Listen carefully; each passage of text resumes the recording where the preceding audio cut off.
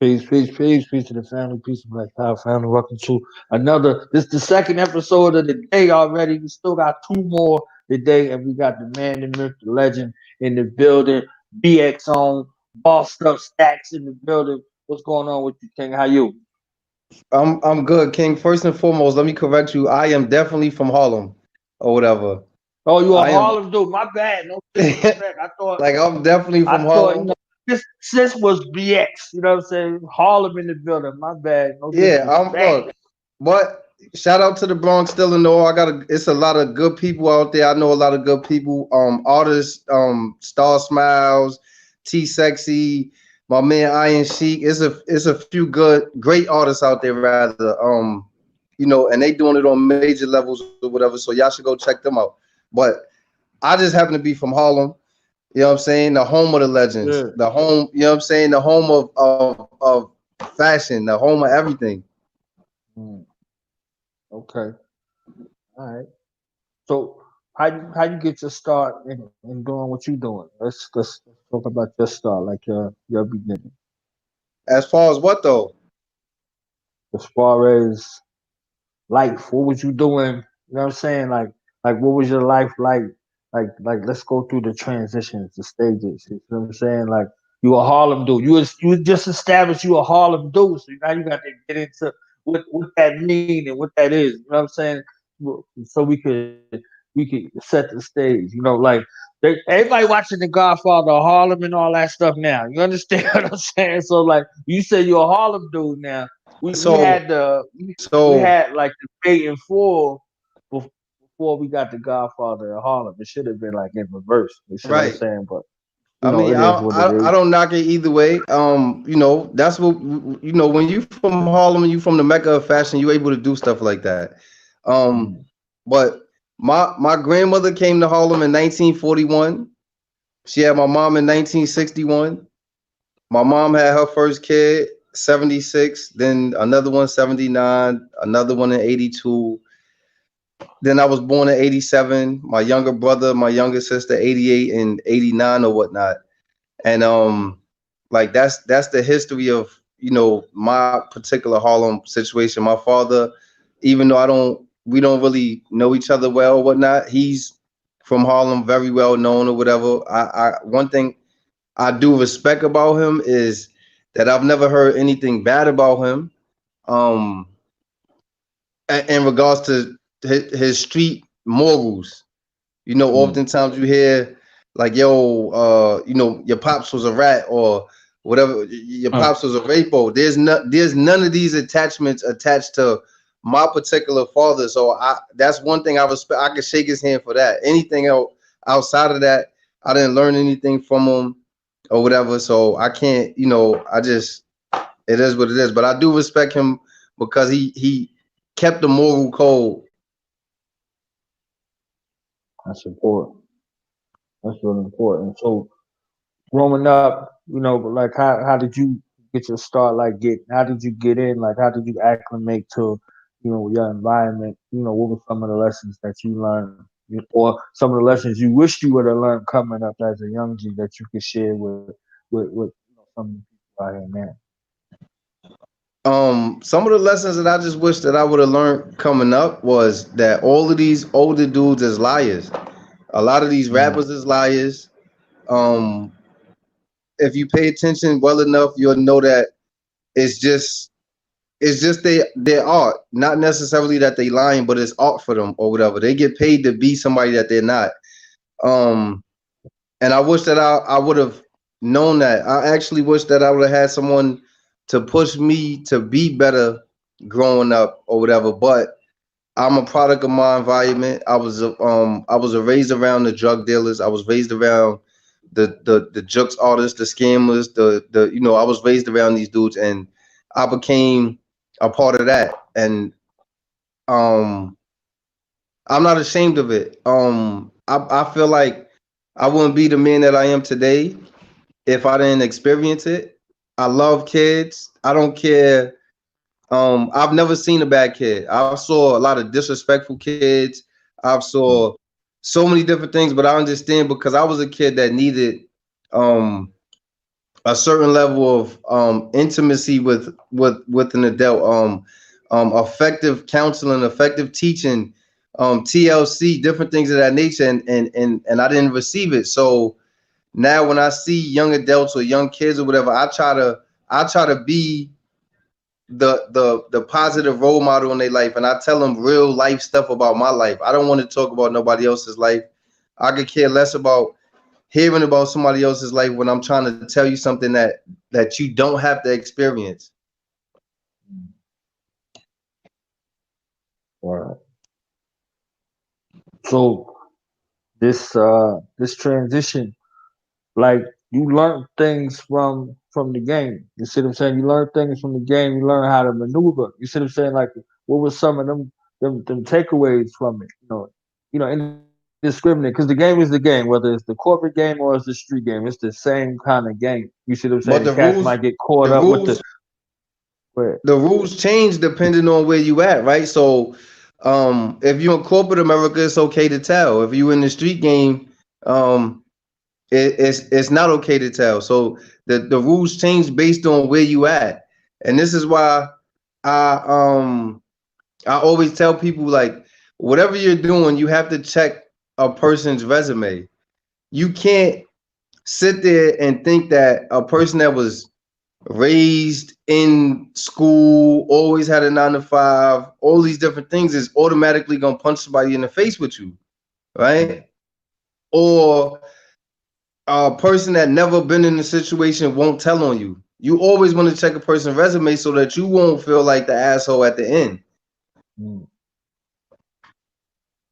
okay, so let's talk this reinvention journey. What was like the catalyst or the point where you got to where you realized you had to reinvent yourself and started on this path, this 180-degree turn that you was speaking Um, so when I was young, I was forced to go to church, right? My grandmother raised me, and then when she went in the nursing home, my mom been there for me my whole life, but my grandmother raised me for the first say 9 years. But my mom was always there. I would never take nothing from her. That's my queen, my best friend.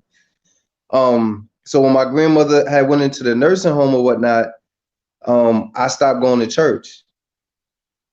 Um, the seed was planted as far as church. However, I became more a street kid. I became more, you know, into that environment or whatnot. And I had different people in my life. One of the greatest men that I ever met. His name is Julio, old Spanish guy. He was the super of my building. He embraced me and all of my siblings as his own. He used to tell people that we was his kids or whatever. And it just like I said, I just learned through my personal experiences that the people that I had in my life, my mom put me around some guys that were educated on a whole nother level. My younger brother and my younger sister, their father was like like a genius. He was like so intelligent, it didn't even make sense. They like we used to try to tell him you should go on Jeopardy, you should go on Who Wants to Be a Millionaire. Um she had me around him for many years of my life. She had me around other people that was intelligent, but the main people that she had me around was the people that was in the streets because she was in the streets. So I gravitated towards that. When I got kicked out of school in the 7th grade and I didn't go back, but I never stopped learning. So I ended up doing a bid in 2008 to 2011, and I started reading the Bible. It wasn't nothing that was forced on me. It was me trying to gain my own understanding, my own relationship, not something that was forced on me. You know what I'm saying? Like, it like I, we all need to have a certain level of hope in something. So, if I'm a hope in something, I need to know about what I have hope in. I need to know what I'm having faith in. I need to know about what's going on. If you was to read the story about the Israelites in the Bible, they was in slavery for 450 years. Now, That the ironic thing about that is that African Americans was, even though we still in slavery and to a certain degree, we was in slavery for 400 plus years. So to me, that's like, the that whole circle of life, right? The revolving doors. If you've seen it once, you see it again. There's nothing new under the sun. All of these different things, you know what I'm saying? That's just something that was way before my time, my grandmother's time, so on and so forth. And I was able to see it from that perspective. Um, I go back to jail in like 2014 or whatnot, and I had reestablished certain identities when it came to the Bible. I gained more trust, more understanding, more wisdom, and it helped me to see that as humans we have a standard that we never live up to, right? You could date a woman and be like, yo, listen, if you lie to me, if you cheat on me or whatever, this is never gonna work. And then you'll be the one lying and cheating. A woman will have a certain standard. If you ever put your hands on me or if you abuse me or whatever, this is never gonna work. I'll break up with you or whatever the case might be. And then she'll be the most verbal abusive woman in the world. Um, Everything in life is a learned behavior. So if a young man was raised by a pimp, he would want to pimp even his baby mother or his daughter. This is what he knows, right? So when I went back to jail the second time, I was a gang member, I was a big homie.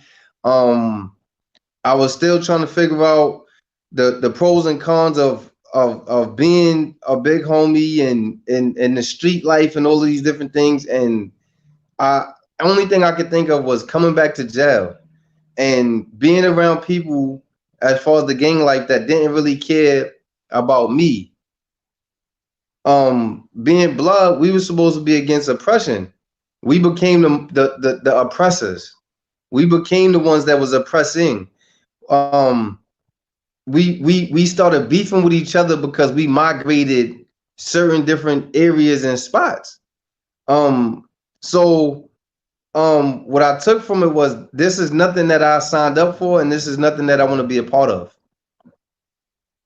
And I reestablished my relationship with God by letting go of all of these different morals and principles, the turmoil of trying to juggle being a man that is reading the Bible, trying to get a relationship with God, still being a gang member, the rules of being a gang member and a big homie.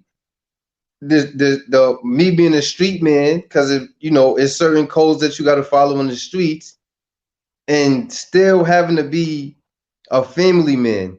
And I feel like I gotta apologize to all of my siblings, my moms, my sisters, my brother, for not being a family man because of where my loyalty was. I was given the loyalty to the gang life. I was given the loyalty to the street life or whatever. And at the end of the day, neither one gave me any loyalty back.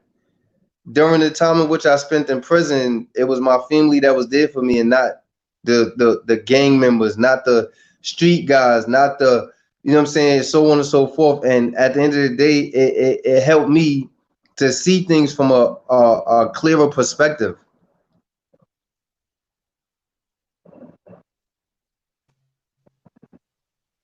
All right, so this is a serious transition turning point with you realigning yourself, 180 degrees, your loyalties, your priorities, your focus. You see what I'm saying? Going in these Right, stages and coming to that realization, you know, that's biblical. That's the prodigal son. You understand what I'm right, saying? Like you looking at that, you squandering of the inheritance. We might think that this is a material thing, but these are stages in development that you have to go through in life, indiscriminate. You see what I'm saying? So, right, you come to this realization within yourself and you look back to your family. You see the state that he found himself in. Like he was envious over what the pigs was eating. You understand what I'm saying? So we could find ourselves in that hustle and bustle of just trying to make it. You see what I'm saying? It don't even got to be the street. You could be working 12, 14 hours a day on the job for your family, and then you say you're doing it for your family, and you don't spend no time with your family. As soon as you get home, you trying to sleep, you trying to drink, eat, whatever. You understand what I'm saying? The motivation for you to be out there to face the day, there's no commonality and balance when you get back home. You see what I'm saying? So, you Right. know, you're replacing you for stuff. You're replacing you for bills and things like that. So this is how conflict comes in. You see what I'm saying? So we got prodigal sons and prodigal daughters, all facets. You know what I mean? So See, you but the looking one of at the it. scariest things in the world, right, is oftentimes people don't know how to take a take a negative and bring a positive out of it, right? Right. And for me going back to prison, I always tell people I'm not ashamed that I went to prison or I went back to prison, for the simple fact that sometimes you need to go back in life to find out what's really wrong so Right. that you are able to move forward. You cannot take the past with you into the future and think that you're going to be successful. For me, right, the one of the funniest things in the world about being a gang member and being in prison was that I didn't want to do what the gang members did. I didn't want to do what the other homies was doing or whatever, right? Mm. And it bugged them out because I had this understanding. When you go to jail, it's I'm here, but I'm supposed to be trying to get free. So if you don't put your hands on me, or if you're not outright being disrespectful, stepping on my toes in that kind of way, then my fight is not against you. My fight is not against you. My fight is against the people that are holding me captive to a certain extent, right? They my son said it like this. He said they have replaced slavery with prison, but called it punishment. But you still get paid the same 7 cents an hour that the slaves got paid. It's crazy, right? The I'm not racist in any kind of way, right? I will prefer Mm. to always date a black woman, whether Hispanic or Afro American or whatever the case might be. But when you look at the news, you'll see that there is no black cops killing white people. It's the other way around. So when you get asked certain questions about racism or whatever the case might be, you got to shine light on those particular things and areas. There's there's no proven case of a black man, Michael Johnson, or whatever the case might be. Just any black officer that you could think of where it says he killed Bobby Joe Hanson.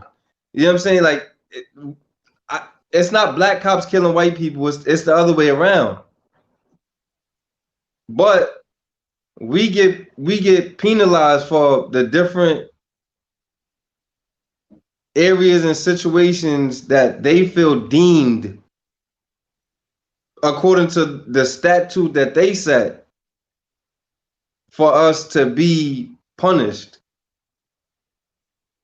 It's all about how you look at it though, right? Like I look at it from that perspective and someone else may see it from another. Right. Yeah. I always approach um, jail like this. I talk to people, and they might start talking crazy about their family members. Like, yeah, my cousin, he stay getting locked up, blah blah blah. He don't want to do nothing, blah, blah, blah. You know, I'm gonna just cut him off. I said, you believe in God? Yeah. I said, God ain't never cut you off. What you did. And I said, when you talking about jail, Jesus went to jail. They set him up. Man turned him in. They put him in jail, and they killed him. You understand? Like that, but capital punishment. They gave him, the death penalty. You know what I mean? So I said, if they could do it to a man like that, then Any young man got that same potential. You understand? Like, and I said, if you look at your historical figures, I said Martin Luther King went to jail, Dick Gregory went to jail. What's the difference between them and your cousin? That's your friend. PvP You see what Newton I'm went to saying? jail. Right. Right. So when you start looking at it, and Malcolm X went to jail, and look who he became. You see what I'm saying? So Right. like you really look at it in that space and place. Um, you, we all got the same potential. You just have to come to that place within yourself. You see what I'm saying? To be able to reestablish that connection and relationship with who you truly are, and not what you're going through. You bigger than your circumstance. You know what I'm saying? But Right. that takes a support system, that take some understanding, that take some patience and some compassion. You know what I'm saying? Like these are all of the things we say we want, but we don't give it to our creator in the same way. We don't give it to our ancestors in the same way. We're not dutiful like that. We're not consistent like that. That's why we got broken relationships everywhere we go. And once somebody can break your relationship mentally, emotionally, psychologically, physical I don't stand mean, a chance. see, it's funny that you say that about the broken relationships. The thing about broken relationships that people fail to realize is that um once you become enslaved to anything or whatever, you bring that same level of enslavement into every situation that you encounter or whatever. Right. You first have to learn to let go to move forward or whatever. It's unhealthy to have a harsh past that you never let go of and think that you're gonna have a successful future or whatever. This is the reason why it's crazy, but I have to say it, right? You look at all of these rich people, right? And people think that you could buy happiness and all this stuff. If that was the case, why are these people killing themselves? Mm. Right? They not really happy, right? It's broken areas of their life that they never was able to get out of. They never was able to rekindle. And then most times people misequate love, guilt for love, right? It becomes a situation where you like, I didn't do everything I could while I had the opportunity to. And now that this person is gone, like I love them or whatever the case might be. When in reality is you got to take advantage of every opportunity to make things right and keep things right while that person or these people are here so that they will always be able to feel your love and you'll always be able to feel theirs. Like, um, I just visualize things from a perspective of like, yo, everybody that's in my life, I know for a fact that I try on a daily basis to try to keep the relationship strong. Now, whether they try is not my position, right? I only could do what I'm supposed to. When I start doing things that you would do, then I become you and not myself. And it makes it harder for me to live when I become you and not me. I just gotta be me. I gotta accept myself and be my own man.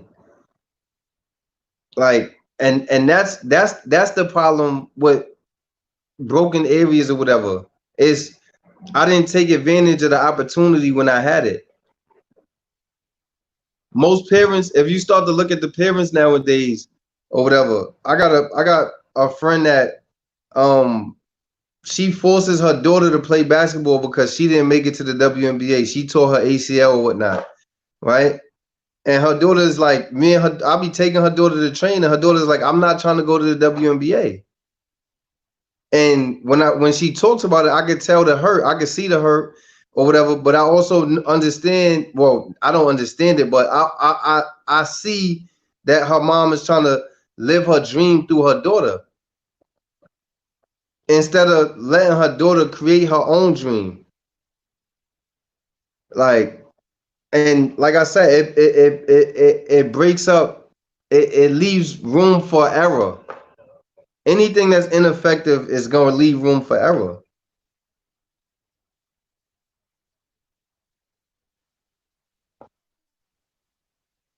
So now let's go on to what you're doing right now. You see what I'm saying? Like it just is a perfect segue into what you do in regards to establishing good relationship. You see what I'm saying?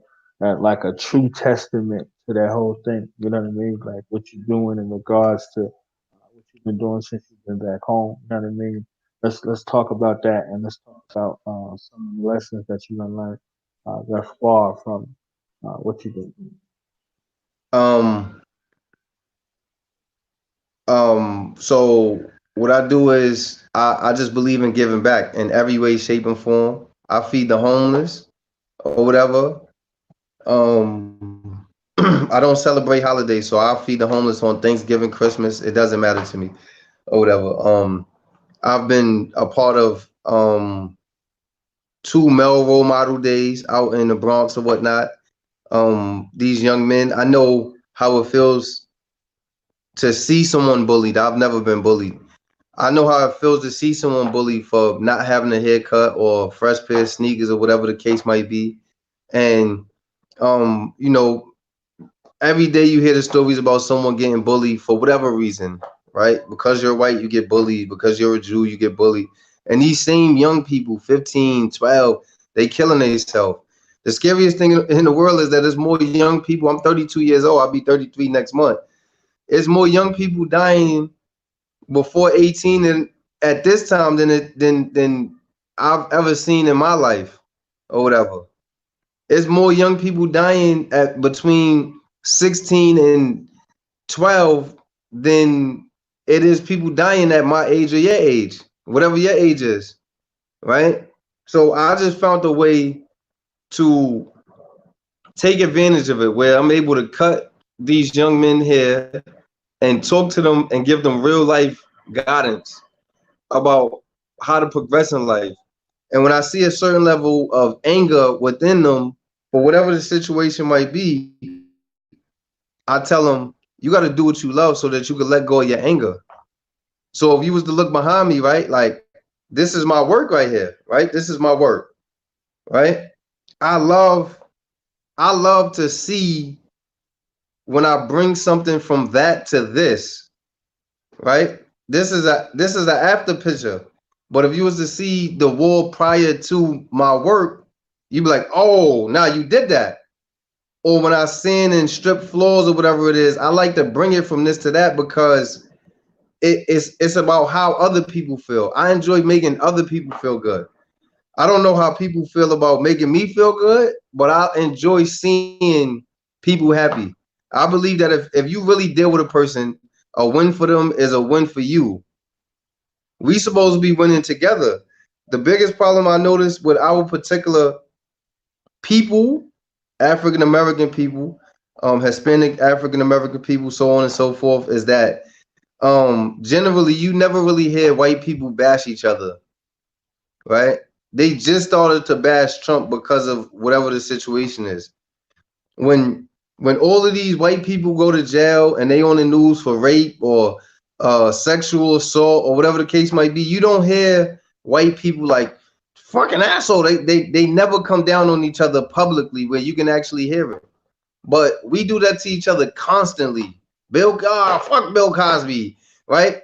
The same Bill Cosby that was a waymaker for black people to be on TV the way that they are, for black comedians to be on TV and not have to dress up as women to do it. That same Bill Cosby. Now his crime is disgusting if he actually did it, right? However, however, this is still a black man that we talking about, right? This is still a black man that we talking about, and we bash him for something that they saying happened 30 years ago. Why did it take so long for these people to come forth, right? But you don't see white people do that to each other. They embrace each other no matter what. So it becomes crazy that the hate be real. If we had an army like mentality, right?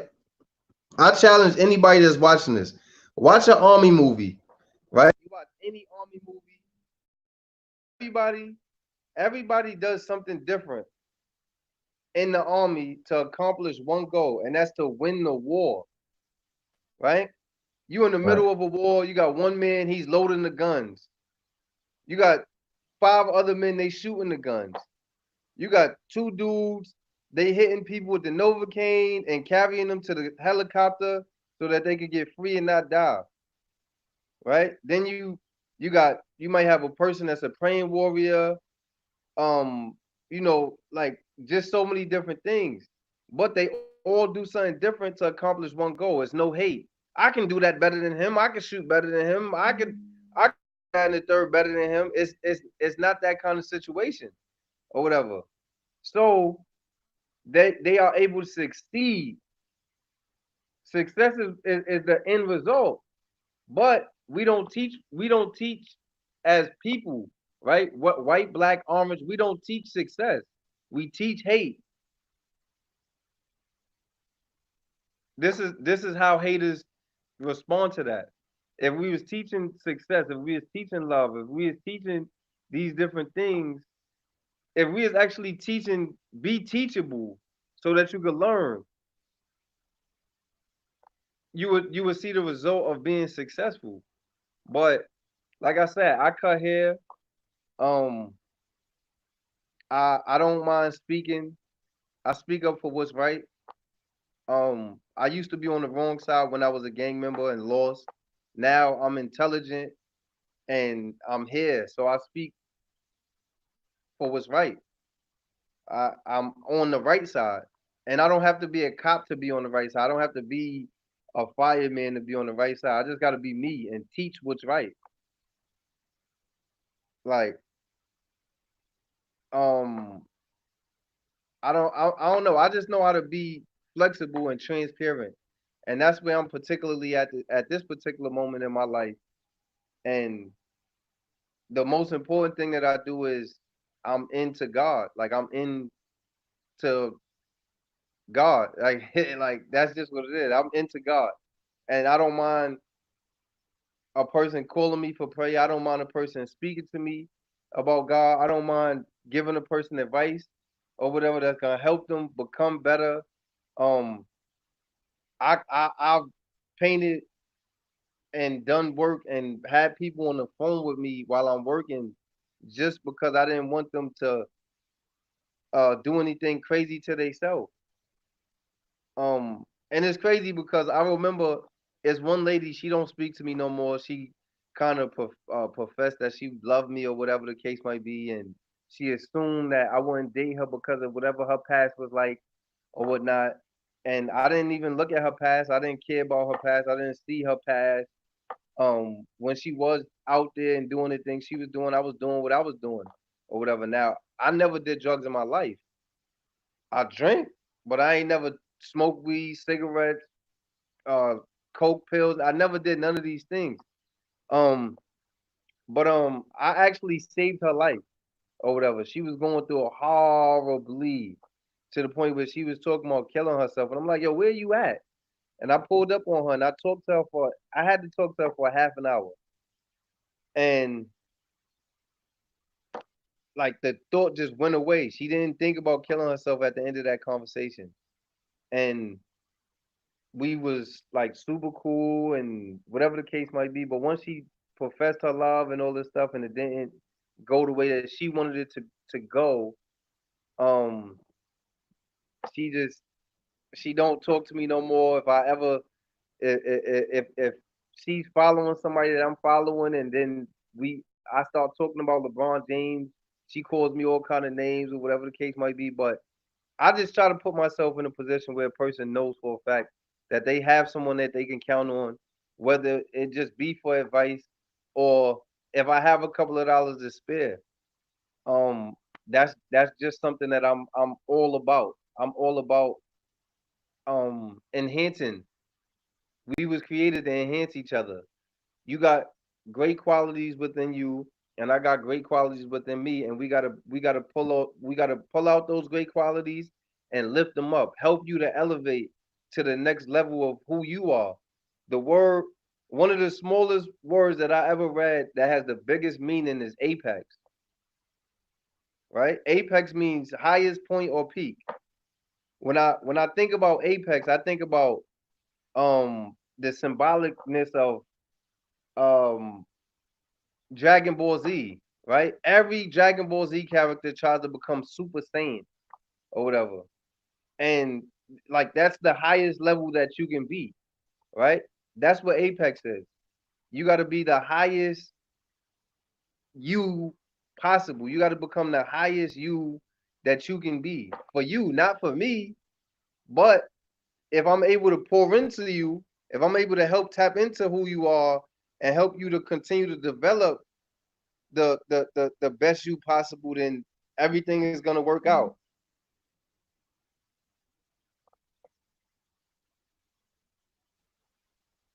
So we in 2020. What 2020 look like for you going forward? What's some of the things that you could share that you're working on, and what are some of those goals, whatever, some of your aspirations? I didn't hear you say that one more time. I said we in 2020. Can you hear me? Yeah. Yeah. I said so. We in 2020 right now. What does 2020 look like for you? You see what I'm saying? And what's some of the things that you could share with us that you looking to accomplish this year Well, and going. 2020 for me is I'm like a horse in a race. I see straight. 2020 vision. Everything is clearer or whatever.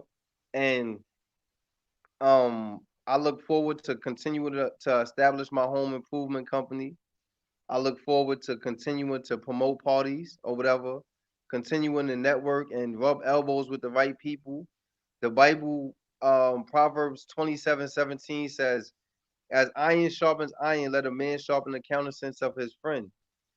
I look forward to being around people that's gonna keep me sharp and that's gonna allow me to keep them sharp. Um, like 2020 is a year for winning. It's a year for building. Um, if you know anything about writing, you know that writing is rewriting, right? So this is the movie of my life. My 180 transformation is rewriting everything that anybody could say negative about me. I'm rewriting the script.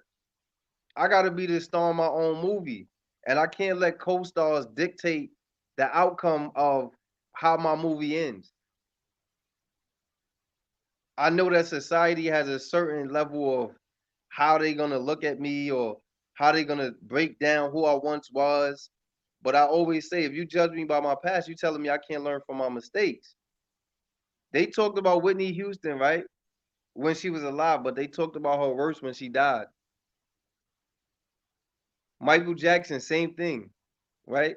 They they found a way to make his death about everything that he did negative and not about the legacy that he left, not about the greatness that he did, not about what like the era that he came up in and how he made it to see fame in that particular place. Trayvon Martin died, and he all he had on was a hoodie and some Skittles, and they tried to say he was a gang member, right? Like, but he wasn't a gang member when he was alive. So like I just make it my business for 2020 and beyond, not only just to win, but to rewrite the script of this particular movie. I write music. I look forward to working with many different artists. My man, I got a friend, his name Pierre McFlair. He out there in Rochester or whatever. Young boy, he's a personal trainer. He lift weights all day long, talks about health and fitness or whatnot. But he is a young, talented, great young man. That's my bro, or whatever. I look forward to working with him. I look forward to being around him. My sis, her name is Tay Rock. She just got a Underground Artist of the Year award about 2 months ago in November. I look forward to working with her. Hopefully I could work with some of those other artists that I mentioned, T Sexy, Star Smiles, Iron Sheik. I just want to network and build strong alliances with people that's trying to win the same way I'm trying to win, and they gonna do their part, and I'm gonna do my part. My man Jody Mack, he got his own movement, Yick Gang. I already worked with this young lady named Pretty Nikki or whatever. She was the first person when I came home from prison that was like, I asked her to promote my welcome home party. Um, Not only did she promote it, but she in turn afterwards was like, "Yo, listen, I like your energy. You dope. Why don't you try promoting parties?" And I've been her protege on the promoting parties tip, and I look forward to continuing to work with her. I got a lifelong bond with her, whatever. Our friendship is not gonna go anywhere, whatever. Um, you know, if you're not here for the long term when it come to me, it don't make sense for you to even come and deal with me on that in that way or whatever. It's another kid that I look forward to working with. His name is Mel. He got his own record label, Aeronautic Music Entertainment or whatever. I'm looking forward to working with him. He's one of the most talented young R&B artists, songwriters that I've ever encountered in my life, and he sings gospel as well. He's the only man that I ever been around that came into church, sung in church, and I start catching like hot flashes, like, oh no, he is like going crazy. But he can write a song about anything. Like they put like 10 words on the board and he made a song out of the words on the board when we was in class one time.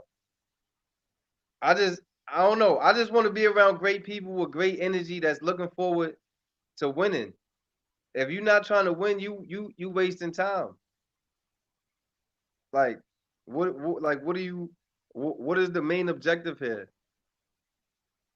As far as to win. My bro, Nazir Handsome Hustler, that's my brother.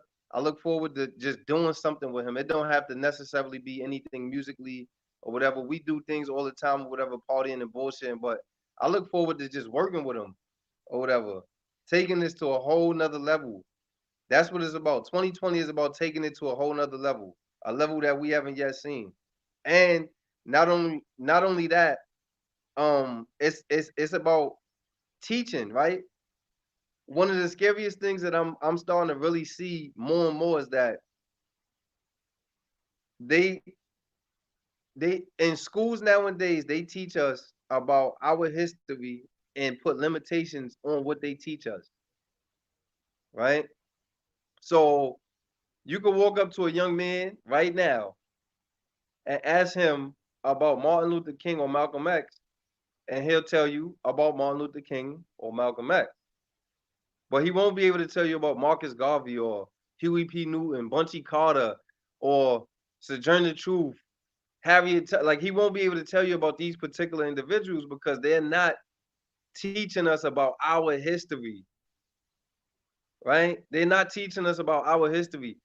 A lot of young people don't know about the um about it's just that they just don't know. They're not teaching us or whatever. And because we in the era of technology, we're not looking for. We're looking for what we want to see. We gravitate towards what we can see or whatever. And that puts limitations on so many different things, which including God, right? We can't see God, so he is like, is there a God? It's impossible, right? Like, but a person to believe in the universe because they can see the stars, they can see the moon, they can see the sun. Like, so it puts limitations on so many different things because we just can't see it. They don't teach us about Black Wall Street, right? How great we was as a black people in unity in Black Wall Street. They don't teach us about that because they got this saying: if you want a black man not to know something, put it in a book.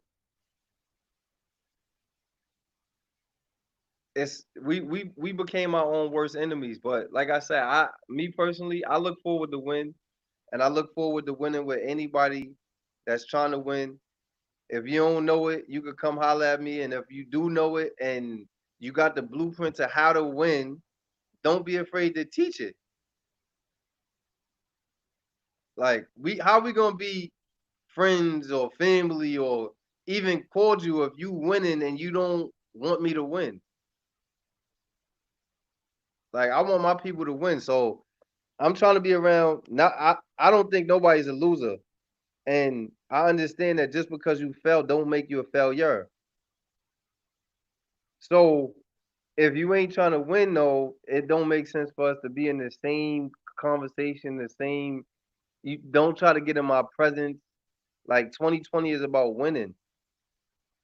Like I believe that simply, and that's my standpoint when it comes to it.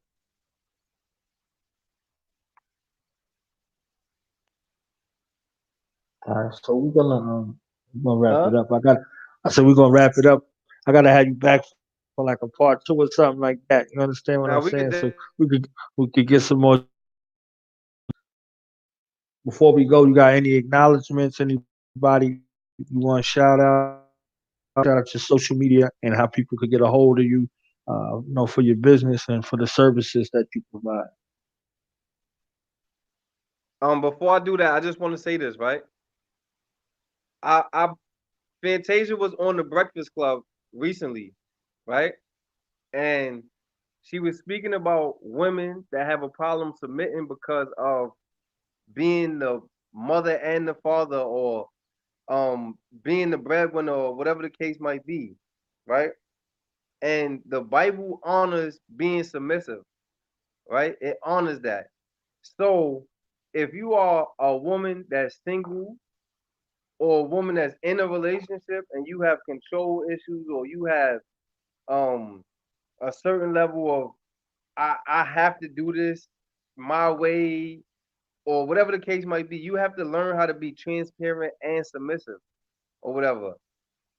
Whether it be your friendships or your actual intimate relationship with the opposite sex, even the same sex, you have to be submissive for you to be successful in your relationship or whatever, right? You may bring many things to the table, and you have to allow someone else to add what they bring to the table, whether it just be experience, money, or whatever the case might be. Being submissive will allow the opportunity for you to gain and learn things that you never thought possible or whatnot. Being submissive is not saying I'm gonna let you control me in any kind of way. It's being humble. Um, I just want to shout out Knowledge Born Allah for this opportunity. Something for the culture for creating the opportunity. My sister Jasmine Johnson, she doing some things or whatever. Y'all could go check her out. Um, Shout out to the different artists that I mentioned and any other underground artists that I didn't mention for whatever reason or whatnot. Um, Shout out to my family and friends. Y'all know who y'all are. You can find me on Facebook. Bossedup Staxx is my name. Stax is how I spell Stax. You can find me on Instagram. I am period. Don't forget the period sign. Staxx Staxx. You can find me on any one of those. You can reach out to me, DM me. You could hit me on Messenger. Um, I'm not gonna leave my number on here, but you could DM me, and we could definitely talk business or whatever. We could definitely talk business, and like let's win. That's the motto, man. Let's win. Don't you don't have to be the same you that you've been your whole life. Um Muhammad Ali said if you if you at 50 years old are doing the same things that you was doing at 30 years old, you have wasted 20 years of your life. And I say that to say that tomorrow people will tell you that the future is tomorrow. That is a lie. You tomorrow is not promised to you. The future is today. You got to prepare for tomorrow by platforming yourself on the things that you do today. Today is the future. So with that, man, yo, God bless y'all and be safe. I appreciate you coming through. Like I said, this is yours to keep. You can put it, wherever you need to put it. Shout out to the fam. Shout out to you for coming through, dropping them jewels.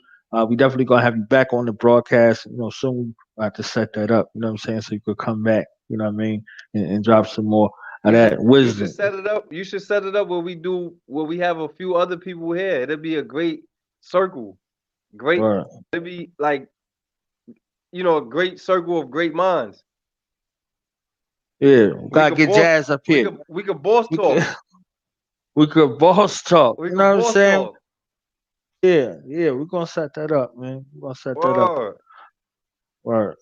Yeah, we're gonna be on later on tonight. So catch us at 8:30 p.m. I'm after fam on.